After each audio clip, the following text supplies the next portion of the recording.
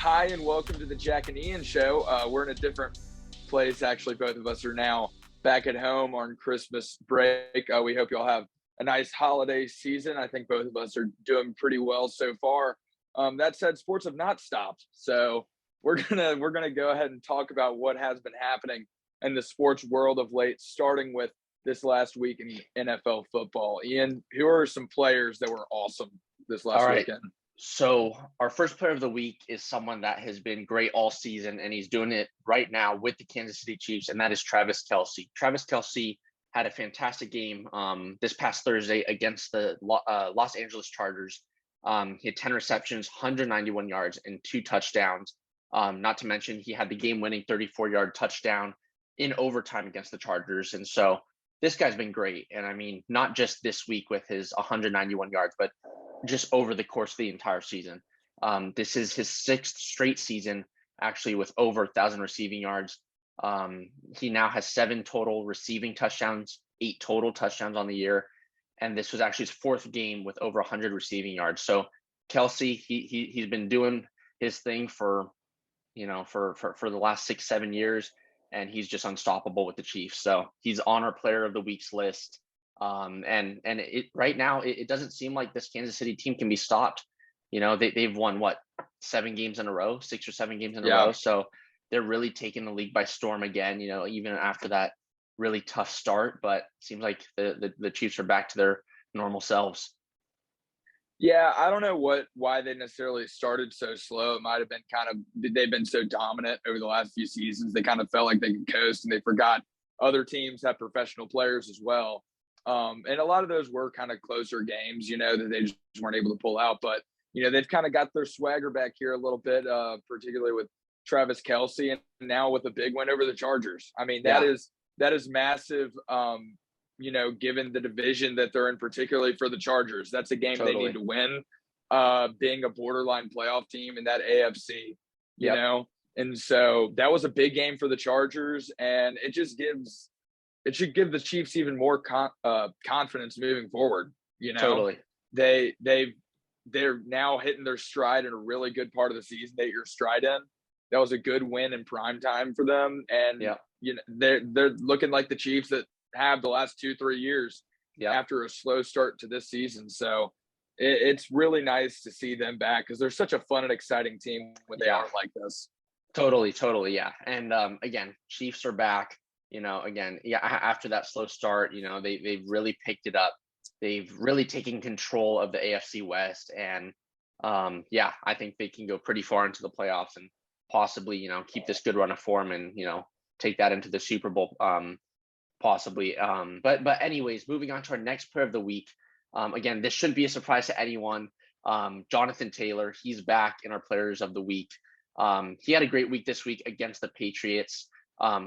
He had 29 rushes, 170 yards, and 1 touchdown. And again, just like Kelce, he's been doing this all season. This is his 8th game with over 100 rushing yards this season, and he scored in each of the last 11 weeks.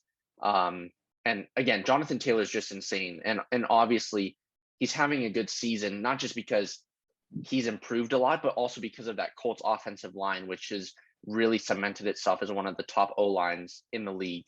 But yeah, Jonathan Taylor helped the Colts to a huge win over the Patriots. Obviously, the Patriots are still first in the AFC East. They're 9-5. Bills are 8-6. But that definitely was a bit of a dent in the Patriots, good run of form this season. Yeah, the Colts, I guess backing up here a little bit, Jonathan Taylor had an absolute monster season so far. Yeah. And I feel like a lot of the reason that we kind of talk about him now is because, Derrick Henry's not there, a guy that he shared a division with, a guy that is probably one of the most dominant running backs ever, has not played the last few weeks. Yeah. And in his absence, people like Jonathan Taylor have really stepped up to the plate and put up major stats, and people have taken notice. Yep. And so I think a lot of it does have to do, at least for the reason that Jonathan Taylor's of the world are getting the attention, is because Derrick Henry's out right now. Yeah. He's obviously does a monster game, but I mean, when Derrick Henry's putting up, 200 yards and 3 touchdowns, then who are you going to talk about, Exactly. And so it's kind of nice that guys like Jonathan Taylor can kind of get a little bit of recognition especially, since they're still kind of really young guys that are Hmm. going to have a decent bit of career left in them. And they're on a solid team. Right now they'd be in the playoffs, and that's in large part due to Jonathan Taylor and the season Yep. that he's had. And they, like you mentioned, they have one of the best offensive lines. So it's kind of nice to see a team like the Colts get some recognition with Totally. guys like Jonathan Taylor, because they're not a team that really gets that all that often. Yeah, exactly. And going back to what you said about, how Derrick Henry being in the spotlight kind of took away from Jonathan Taylor. I mean, when I saw his stats, 19 total touchdowns this season, 17 rushing, 2 receiving, I didn't realize he scored that much. I mean, he's leading the league in total touchdowns. And again, look at his average yards per carry, 5.6. If you have a running back with 5.6 yards a carry, I mean, you're destined to have success no matter who you're playing. So I mean, these are just 2 stats that I didn't even realize, and really until Derrick Henry, had his. I mean, I don't know if it's season ending, but it seems like he's going to be out for pretty much the entire season, including the playoffs. But again, I mean, I just didn't even realize Jonathan Taylor was this elite per se. Yeah, it's interesting though. I think it might also have to do with being a smaller market team, in Indianapolis. I mean, Sure. you talk about all the Indianapolis teams, like who talks about the Pacers ever? Yeah, Like exactly. nobody really talks about Indianapolis teams really at all, unless they have some massive superstar, in which they really have not, at least in the last decade or so. And so it is interesting thinking about that. People talk about like Saquon Barkley or whoever, Yep. but like it's kind of like, well, if you put Jonathan Taylor on the Giants, then like it's probably Jonathan Taylor, not Saquon Barkley. So that's kind of Exactly. interesting as well. Totally. Just thinking about the dynamics of that. And like I said, that kind of makes it so much nicer that a guy like Jonathan Taylor is getting this type of recognition, Yep. just make it that Exactly. much nicer. Completely. But And but yeah, anyways, folks, those were our 2 players of the weeks. Travis Kelce, once again, having a great game with the Kansas City Chiefs, and Jonathan Taylor once again having a fantastic game and playing a super key role in that Colts offense. But now, moving on, we are going to talk about the game of the week, and this will kind of filter back into that Travis Kelce conversation, because our game of the week was the Chiefs against the Chargers on Thursday Night Football, prime time. Not only was this an exciting game, but this was also such a vital and crucial game for the division. The AFC West is super tight right now. Every single team is at 500 or higher, but going into the game, the Chiefs were 9-4, Chargers 8-5. So this is huge for the Chiefs. If they can win, they can kind of open up that I don't know, spread, if you want to call it, between 2 games between them and the Chargers. But I mean, this was such a crucial game, and the Chiefs played fantastic. The Chargers played well, but just when it came to overtime, not having Derwin James there in coverage, I mean, I think we all saw it. Travis Kelce had 2 guys, 3 guys around him, and for some reason he made it around them. But yeah, the Chiefs had a great game. This is their 7th straight win, and I think they're just on a great run of form. I mean, over their last 7 games, they've outscored opponents 197-93, and their defense is giving up an average of 13 points per game. So you're really setting yourself up for success with those types of numbers. yeah, and you mentioned that final scoring play with Travis Kelce. I mean, that feels like the embodiment of Chiefs football. If Yeah. you watch that play, like that feels like you expect a thing like that to happen every single game you watch of theirs, because it's just unbelievable. He should not have gotten a touchdown, much less picked up 20 or so yards. Yeah. Like Yeah. he should have been dead to rights immediately upon catching the ball. And yet somehow a tight end is Yep. able to outrun a whole defense and find the end zone by finding these unbelievable just running holes like that Yep. nobody really sees it there. Like I kept expecting watching that play to go down any second, and Yeah. yet he somehow made it to the end zone. And so that is really a play though where you watch it and you go, that is Chiefs football. Yep. That is what the Chiefs do every single week, it feels like, and or at Yep. least the last few years. And that's what they weren't doing to start the season. And now they're kind of back to fun plays like that, just absolutely kind of backyard football type of miraculous plays that are so much fun to watch live. Yeah. No, for sure. And again, Chiefs are back. Mahomes had a fantastic game. He was 31 for 47, 410 yards, 3 touchdowns. He did have a pick, but still led the Chiefs to a win. And not to mention, Tyreek Hill had a huge game as well. I mean, he was just put on the COVID list today, so that could be a big blow for the Chiefs this coming weekend. But he had 12 receptions, 148 yards and a touchdown. So just fantastic stuff from the Chiefs this week. And moving on now to probably, I would say, maybe the biggest upset of the year. The Lions defeating the Cardinals for their second win of the season. Cardinals have now dropped 2 games in a row, because just remembering back to last week's loss against the Rams, but it was interesting. The Cardinals really struggled without DeAndre Hopkins. I mean, I wouldn't say that's surprising, but you'd hope that a team like the Cardinals would be able to kind of fight through this adversity, because they have other guys like AJ Green, Christian Kirk, obviously Edmonds isn't the same running back he was earlier this season, but they've got James Conner. So, and playing against the Lions, you should never play this poorly, whether or not you have a full healthy roster or 1 or 2 guys, kind of out due to injury. But for whatever reason, the Lions came to play. Cardinals were off their game. I mean, Jared Goff had a solid game, not the most yards ever for him, but I mean, he had 3 touchdowns. Craig Reynolds, who I think was brought up by the Lions practice squad, had 26 carries for 112 yards, and St. Brown and Josh Reynolds both caught touchdowns. So I mean, it's interesting. I mean, the Lions, obviously they don't have that one big star on their team, but right now they're kind of just going by committee, and honestly, whatever works for them worked on Sunday against the Cardinals. So congrats to the Lions. Congrats to head coach Dan Campbell. But yeah, that's a huge upset. Yeah, it's interesting. I feel like what happened Sunday with the Cardinals is kind of similar to what was happening with the Kansas City Chiefs early in the season. Yeah. Where you kind of go in expecting a win, particularly because a team like the Lions, and by this point in the season, a lot of teams that might have already secured their division or are out of the playoffs will not even try in some game. They might rest some guys. They might just not even try or whatever. And especially a team like the Lions, you kind of expect teams in this day and age to tank with a record of 1-11-1. Exactly. And so you probably go in as the Cardinals going, this will be easy. Like, this might as well be a bye week. Like, go ahead and give us the win. And then the Lions came out as professionals and they said, we're going to win.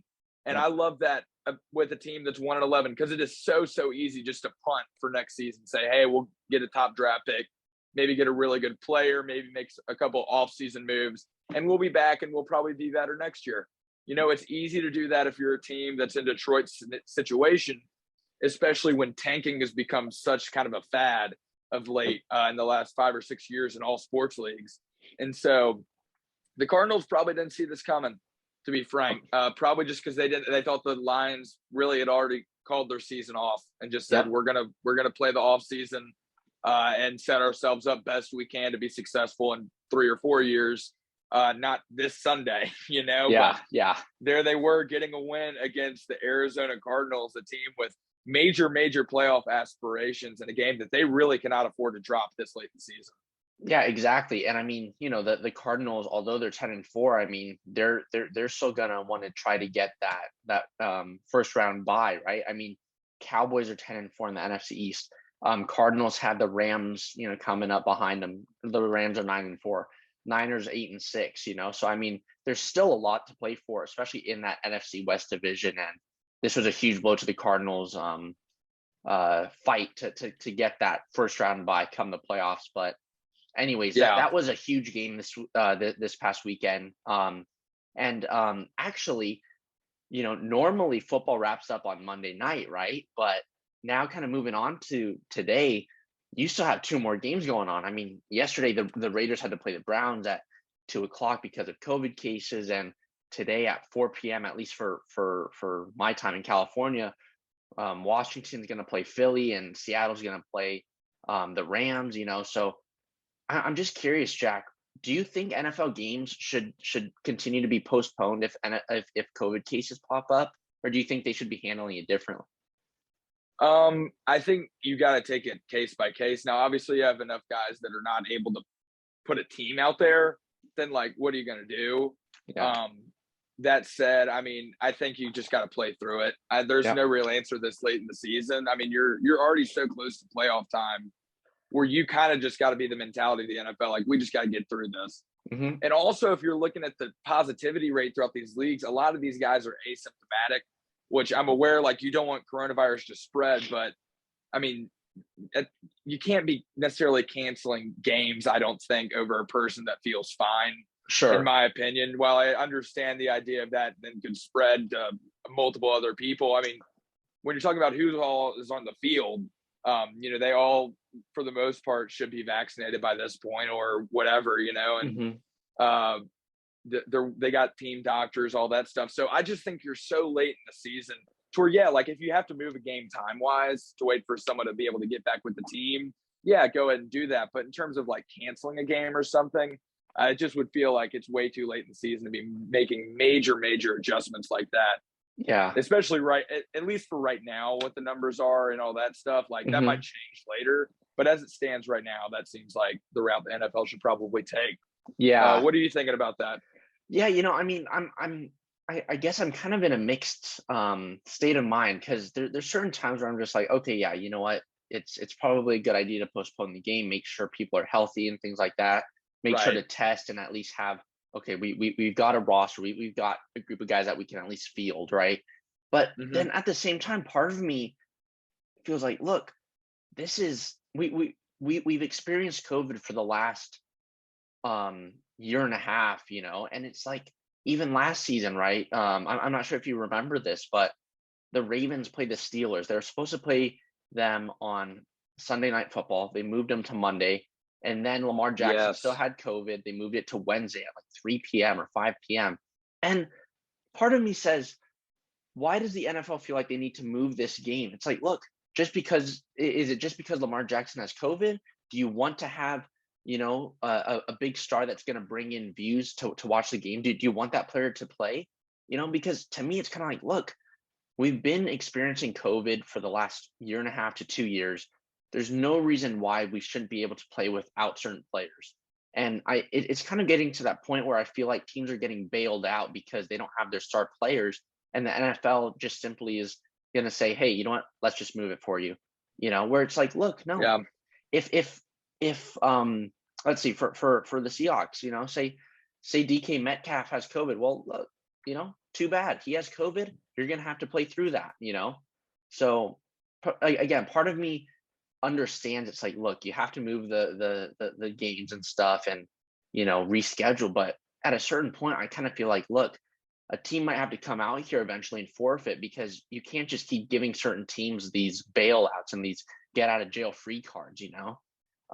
Yeah. So it's just interesting. I mean, obviously, you know, obviously it's much more difficult than just saying, okay, a team will forfeit or we'll just cancel this game and reschedule it. But I don't know. I just feel like the NFL needs to figure out a more effective way to do this, because it's getting to that point where I feel like they're just postponing games so big star X factor type players are going to be playing for people to come and watch. So Yeah. I think it's good I think I agree with you on that in terms of treat it like it would be like an ankle sprain or yeah, if someone had like food poisoning or something, yeah, because that happens.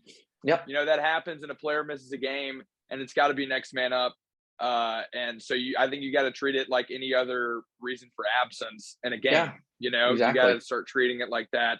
And it's just got to be next man up. yep, Like I said, these guys are all professionals. Uh, Roster spots, one through whatever, all of them have earned their spot for a reason. And exactly. they're all really talented players. Hmm. And people seem to forget that a lot of times when it Yeah, comes to NFL football. And so I think that I agree with you in terms of it could be good to have a next man up mentality. That might be how you find some breakout player or something. hmm, You can make it fun through that. yeah, yeah, exactly. And I mean, just for example, right? I mean, if you look at the Browns, Mayfield didn't play and Case Keenum wasn't able to play, right? If I'm not mistaken, both of them might have gotten COVID, but it's like, look, what was the NFL trying to do by postponing this the Raiders and Browns game? Were they trying to hope that, you know, Baker Mayfield would be able to play, and instead of having to play the Browns third string Nick Mullins or something. I mean, maybe that's a biased viewpoint just because I'm a Raiders fan, but again, right? If this game was postponed to Monday and I saw Baker Mayfield got his 2 negative COVID tests and he's able to play, I would have been pissed because I'm like, look, you can't just postpone a game for someone that's out sick, right? Again, just like you said, Right. treat it like an injury. The COVID list is obviously separate than the injured reserve or the questionable and out list. But at the end of the day, they're all injuries / illnesses, right? So I think you need to treat them the same way instead of, kind of just bailing people out with COVID. But anyways, that's obviously a problem for people with a much higher pay grade than us. We're just 2 guys spewing our ideas. But anyways, to wrap up the NFL segment for this week, we are going to throw 2 facts at you guys. Some of you guys may know this, some of you may not. But the first fact that I just found pretty mind-boggling was that the Dolphins have won 6 games in a row. Now they started 1-7. They're currently 7-7. And I mean, I've been paying attention to football all year, but when I saw this, I was just, where have I been? I feel like, first of all, I haven't heard about this from anyone, and it was just such a surprise. So, yeah, it's crazy. Dolphins have won 6 in a row, first time since 2005. If they do manage to win 7, which it will be hard because they're going to be playing the Saints next week, it will be the first time since 1985 that they've won 7 games in a row. So that would be pretty spectacular. Yeah. And then the next fact that I'm not sure if you knew this, Jack, but I was surprised when I saw this as well. There's only 3 teams in the AFC that are below 500, and those are the Jets, the Texans, and the Jaguars. 3 teams in one entire conference that are below 500. That just tells you that this playoff race is going to be absolutely it's going to be the most exciting playoff race I think we will have seen for a long time in the AFC. Yes. So right now in the AFC standings, by the way, as it lies right now, who would be in is the Cincinnati Bengals, Indianapolis Colts, Los Angeles Chargers, and the Buffalo Bills, taking up the last 4 spots. Those 4 teams are all 8-6. Now the teams that are out: Baltimore Ravens, Pittsburgh Steelers, Las Vegas Raiders, Miami Dolphins, Cleveland Browns, Denver Broncos. All those teams are 7-7 or better. So Baltimore Ravens are also 8-6, just like the Bills, Chargers, Colts, and Bengals, but they're not in the playoffs because they don't have the tiebreaker. Yeah. And then the Pittsburgh Steelers are 7-6. They're 1 game less than the other teams, and then all those other teams were 500. So just 1 game behind all the teams that would be in the playoffs right now. So it is a 1-game gap between what would be 3rd or 4th in the AFC and basically the bottom of the AFC. Yep. There's like a 1-game gap. And so it will be an extraordinarily tight race. Every single game counts, even the games you're not playing, because you need the teams you need separation somehow. Exactly. You can't play all the teams. So you need a lot of teams to lose. You need a lot of teams to win. There are more teams that are not going to make it than do that I just listed. Yep. And so it is going to be interesting, to say the least, over the next few weeks of NFL football. Totally. I completely agree with that. And that is going to wrap up our coverage of the NFL this week. But yeah, just like Jack said, we are in for one extraordinary finish to the season. So should be exciting. Yes, for sure. Now, that said, the college football season's basically wrapped up now. But before we talk again or have another episode of the Jack and Ian Show, the college football playoffs are going to happen. Right now, there have been, the matchups have been made. Georgia playing Michigan, Alabama playing Cincinnati. And this is extremely interesting to me. It's for the main reason of Alabama and Georgia just played each other last game. So if they meet each other in the championship, they will have played just 2 games prior. The reason that's interesting to me is because Alabama won the first time, but it's also extraordinarily tough to beat a team 2 times in a row in short order, especially when both teams are very, very good football teams. And you give them that much time to game plan and such. So that will be extraordinarily interesting to me if Alabama and Georgia can both win their respective games. That said, it's also interesting because Cincinnati is the first Group of Five team, not Power Five team, to ever make the college football playoffs.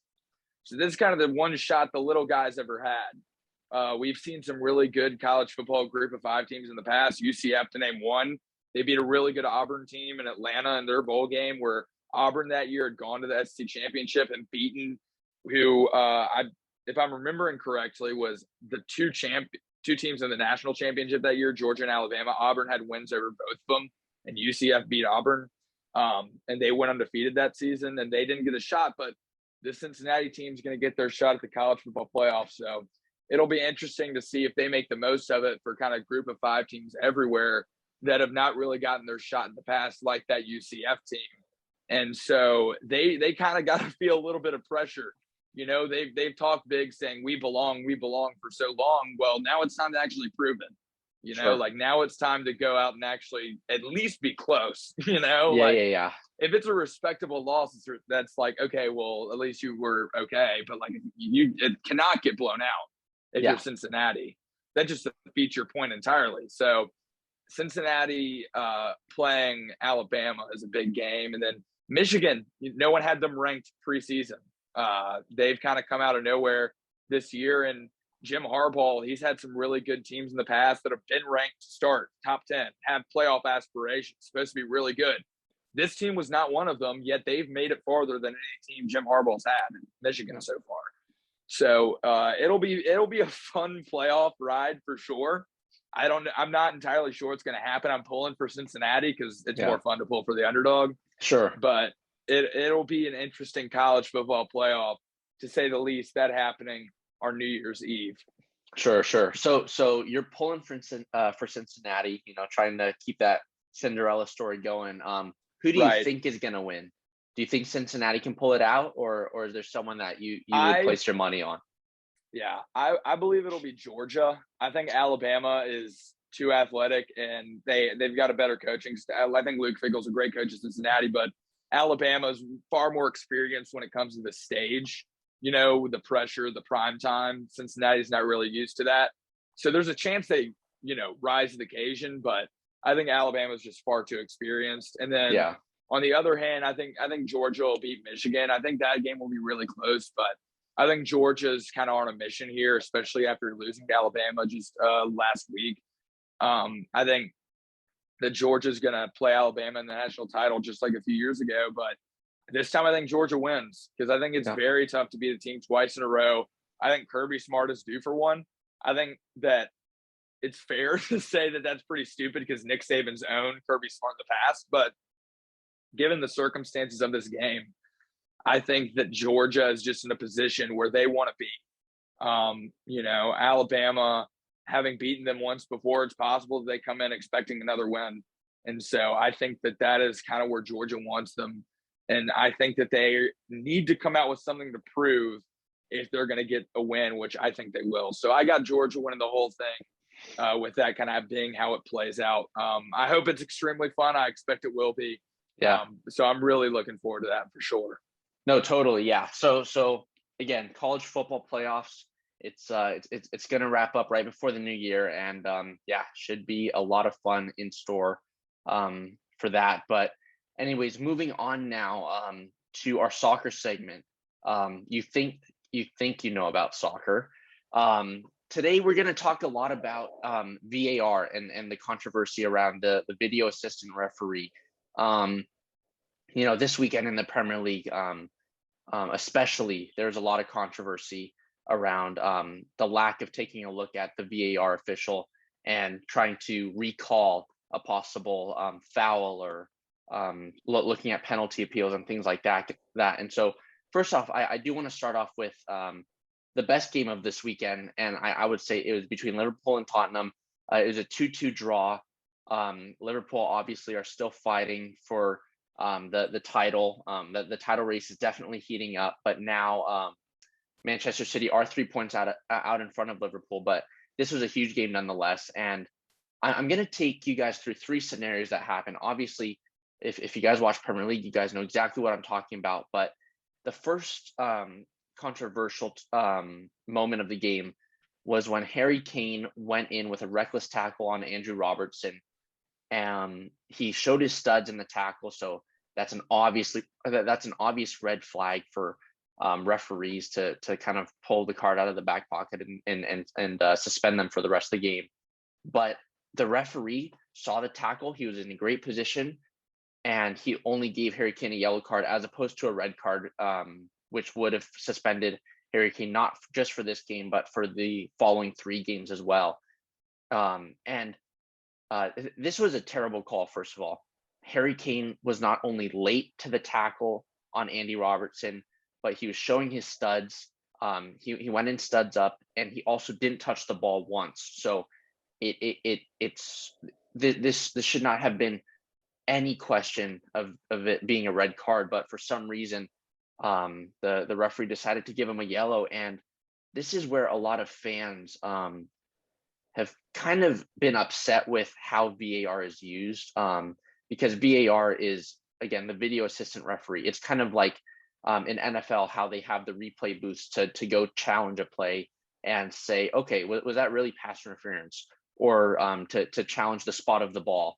It's that kind of similar idea. And the controversy with this is that the referee didn't even take a look at VAR. He didn't even give the replay a chance to overturn his call.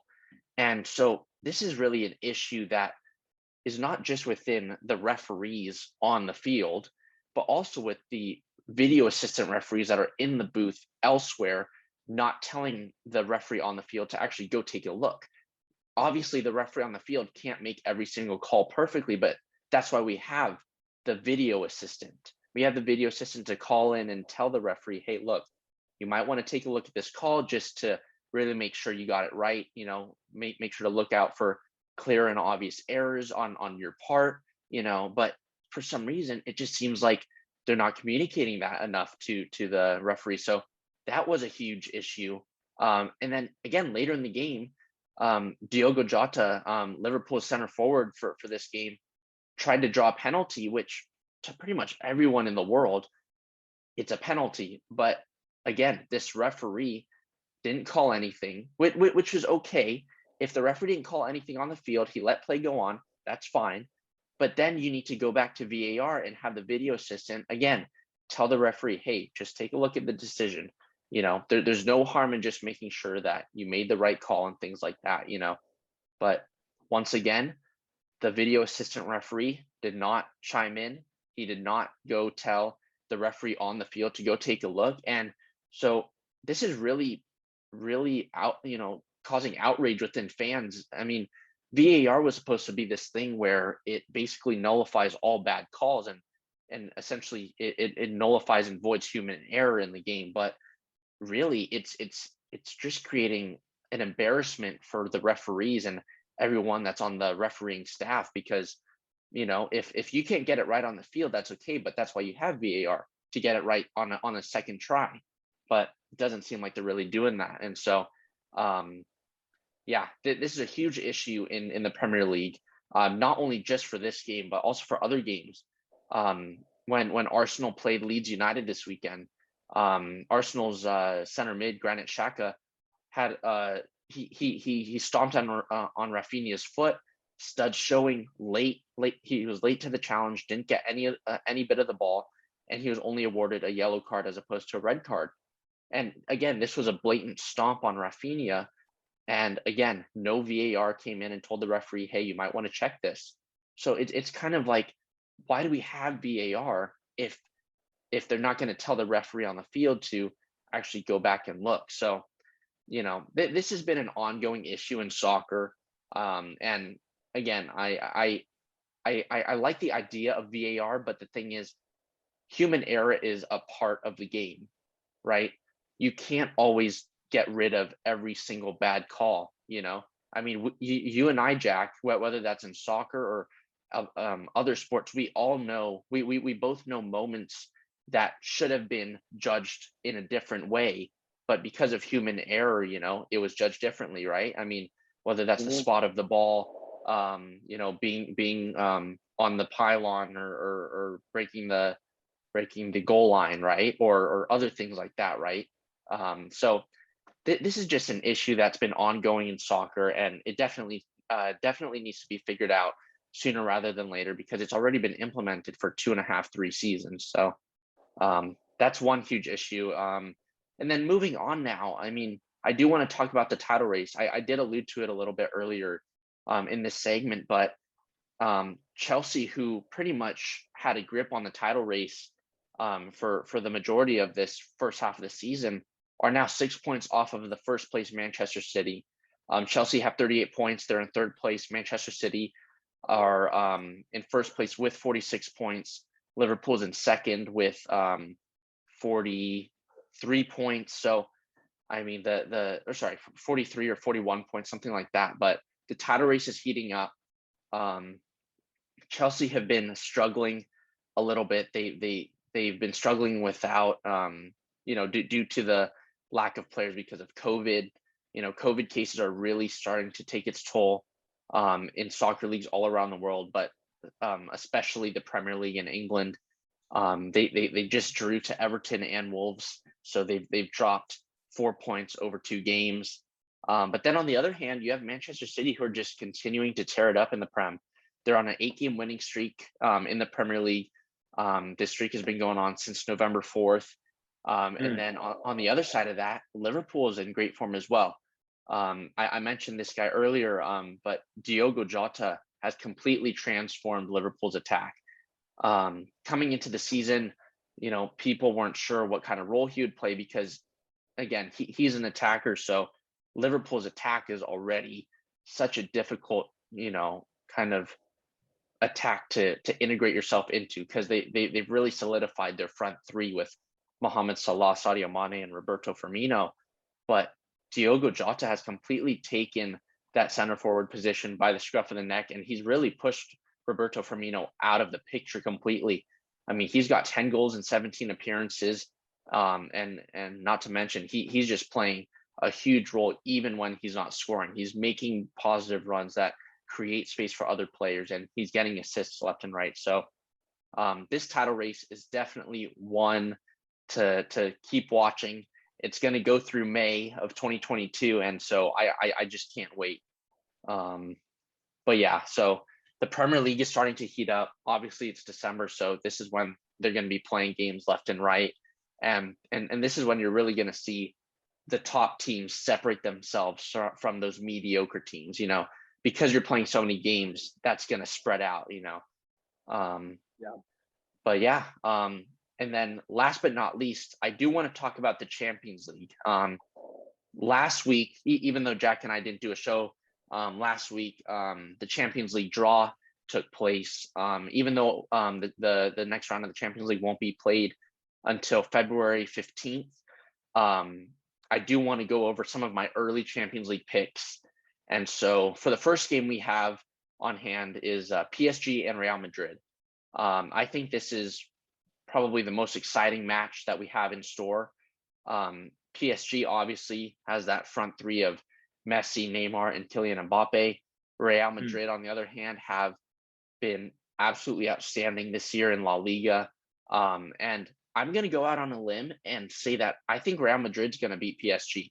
I think, yeah, I think a lot of people are going to be thinking PSG is going to win, but even though PSG have this super team, they've really struggled to put all the pieces together. It's kind of like, I don't know, it's a bit like the Lakers right now, with Westbrook, Anthony Davis, LeBron James, etc. Right? They have all these stars, but they can't figure out the best way to really work together, and that's really the issue that PSG is having. So obviously, this game is not going to take place for another, 2.5 months. So I mean, things can change between then and now, but I'm going with Real Madrid. Next up, Sporting Lisbon is going to be playing Manchester City. This one's pretty easy. I'm taking Manchester City. I would take Manchester City against anyone on any day. I think they're just a fantastic club. The style that they play is great. So I fully expect them to steamroll Sporting. And then the next game you have RB Salzburg and Bayern Munich. Bayern Munich right now obviously leading the Bundesliga It looks like they're going to win the Bundesliga, and again, they're just on great form right now. Bayern just has a full team that is just playing at its highest level. Whether you look at their starting 11 or their 4, 5, 6 bench players, they have the depth that they need to go win this Champions League and the Bundesliga, and they're playing at the highest level right now. So I'm taking Bayern Munich. And then next you have Inter Milan and Liverpool. Again, I just spoke really highly of Liverpool. I can't see how Liverpool would happen to lose this tie against Inter Milan. Obviously,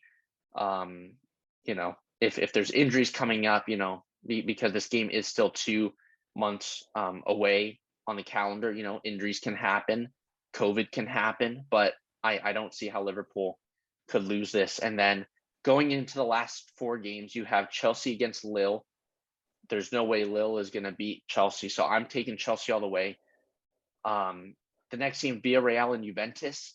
Juventus is in a really interesting state right now. They're struggling in the Serie A, and Villarreal is really starting to become one of your more prominent clubs in La Liga in Spain. And so I'm going to take Villarreal. I think as long as they can kind of keep this hot streak going, I think they can win it. And then lastly, you have Atletico Madrid against Manchester United. I'm a Manchester United fan, so you know exactly who I'm going to be going for. Even though we are having a bit of a tough season, I think we'll pull it out, especially with Ralph Rangnick as our manager now. He's going to figure out the best way to play with the players he has come February, and so I can't wait for that. And then the last game is Benfica and Ajax. And Ajax have been this kind of dark horse team this entire season. They've been fantastic. They've been playing top football, and I think they can get the job done against Benfica. But this should be a fairly competitive tie. But those are my picks for Champions League. This is the round of 16. So this won't be played until February 15th, and it'll end on February 23rd. But those are my early Champions League picks with all the current lineups that we have right now. But obviously that can change come February. Yeah, for sure. That's I think that's all we got for today's show, right, Ian? Yeah. That's pretty much it. Football, college football, and soccer. So, yep. Yeah. All right. So we'll have a good Christmas, hopefully. The two of us. Hopefully all y'all have some good Christmases as well. We'll see y'all in the new year. Yep. All right, guys. See you later. Have a great break.